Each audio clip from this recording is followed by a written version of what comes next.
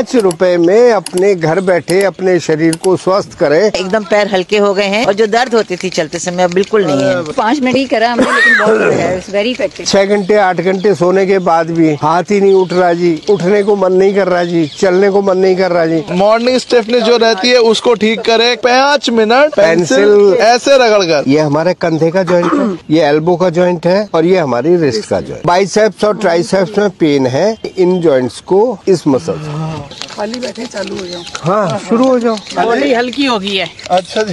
तो वेट तो लूज नहीं हो जाएगा मैडम? ये आपका कीबोर्ड है, यहाँ टाइप करोगे स्क्रीन पे टाइप हो जाए। तो अगर यहाँ करोगे तो अंदर ऑर्गन ठीक हो जाए। कंधे का दर्द ठीक हो गया मेरा, थोड़ा सा हुआ था आज, तो वो निकल गया। जो लस्सी रड़कते थे हाथ से, तो उनके हाथ के प्रेशर पॉइंट अपने आप दबते थे। तो इसलिए क्लास में ना आने का बहाना नहीं। पेंसिल रगड़ कर अपने स्टिफनेस को दूर करे, शरीर को हल्का बनाए। कंधा दर्द, कमर दर्द, घुटना दर्द, उसको ठीक करे। सिर्फ 5 रुपए की पेंसिल 5 मिनट रगड़ कर 5 तरह के लाभ इस प्रकार 5 तरीके से लिया जाए। हमारी स्पाइन को लेके चलते हैं, तो हम अपनी स्पाइन को ऊपरी हिस्से को, जिसको हम सर्वाइकल एरिया कहते हैं, इसको हम 4 पार्ट में बांटते हैं। पीठ करने की जरा, तो हमारी यहाँ से लेकर टेल बोन तक ये 26 वर्टिब्रा, 7 वर्टिब्रा आपकी गर्दन के अंदर होते हैं, एक के ऊपर एक रखे होते हैं। 12 आपके अपर बैक में होते हैं, यहाँ से यहाँ तक। 5 आपकी लोअर बैक में होते हैं, और एक जो ये पेल्विक एरिया है, इसकी पीछे वाली बोन सैक्रम बोलते हैं इसको, ये भी रीढ़ की हड्डी का पार्ट है। और इसके ठीक नीचे दोनों हिप्स के सेंटर में एनस के ऊपर, जिसको टेल बोन बोलते हैं, कॉक्सिक्स बोलते हैं। सर्वाइकल रीजन, इसको थोरेसिक रीजन कहते हैं, इसको लंबर रीजन कहते हैं,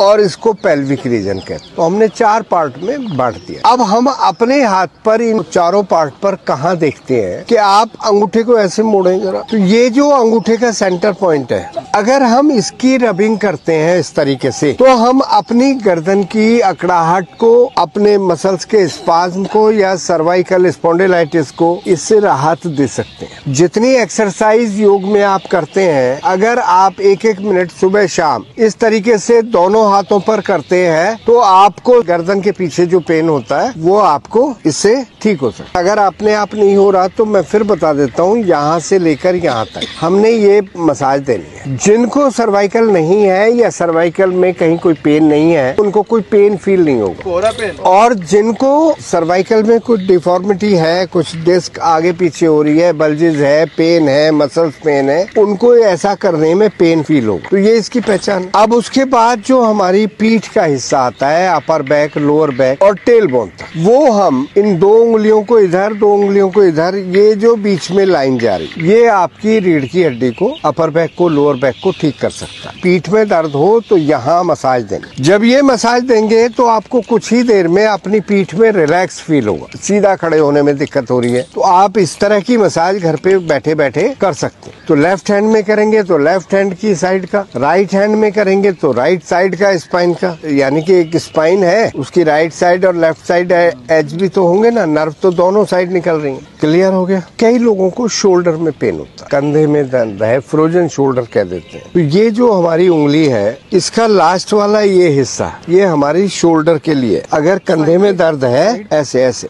हाँ यस। हाथों में 4 उंगलियां होती, पहली उंगली और लास्ट वाली उंगली हम हाथों को ठीक करने में यूज कर सकते हैं। बीच की दोनों उंगली हम पैरों को ठीक करने में यूज कर सकते हैं। ये 2 हाथ हैं और ये 2 बीच के पैर। तो मान लिया किसी को एंकल में पेन है, बीच वाली उंगली के साइड में पहले जोड़ पर आप मसाज दें। पैर ऐसे ही तो होंगे ना, तो यहाँ टखना आ गया, यहाँ घुटना आ गया, यहाँ हमारा हिप जॉइंट आ गया। टखना कहाँ? नीचे, मतलब ऐसे करोगे तो सबसे पहला। तो टखने में करना है तो आपने इस तरीके से मसाज देनी, दोनों हाथों की दोनों उंगलियों, चारों साइड हो। ऐसे कोई प्रेशर नहीं आएगा ना। इस तरीके से एजेस जो हैं इस पेंसिल के, वो एजेस आपके पॉइंट्स को रब करेंगे। ऐसे ही दूसरी साइड कर सकते हैं। घुटने में है तो आप सेंटर जॉइंट को करेंगे, ऐसे ही चारों साइड। हाँ, ऊपर से भी करेंगे, यहाँ भी दर्द हो सकता है, यहाँ भी और नीचे भी। तो हम इसको जोड़ को पहले बाहर से, अंदर से, ऊपर से, नीचे से। अब ये 2 पैर बताए, जैसे मैंने एंकल, और ये क्या बताए? नी, और ये क्या बताए? Hip joint. अब आपके एंकल और नी के बीच में काफ है, नी और हिप जॉइंट के बीच में ये थाई है। तो आप यहाँ देखें, ये एंकल है, ये नी है, इसके बीच में अगर हम यहाँ मसाज देते हैं तो आप अपनी काफ को ठीक कर सकते, तो ना केवल जॉइंट्स बल्कि मसल्स को भी एक्टिवेट कर सकते। अब नी और हिप जॉइंट के बीच में क्या है? थाई। तो थाई के लिए आप यहाँ मसाज दें।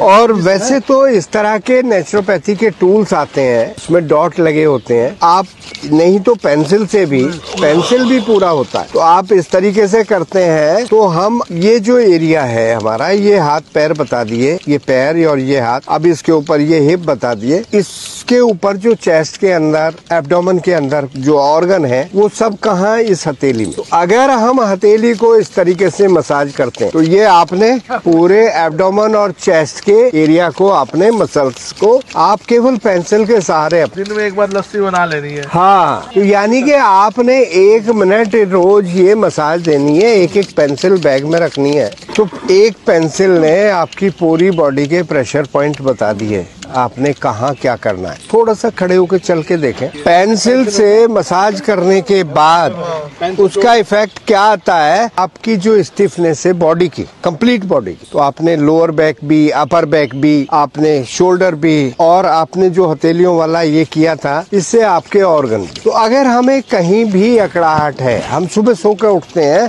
तो स्टिफ हुए मिलते हैं, तो केवल बिस्तर पर बैठे बैठे इस तरीके से पेंसिल से इलाज करें।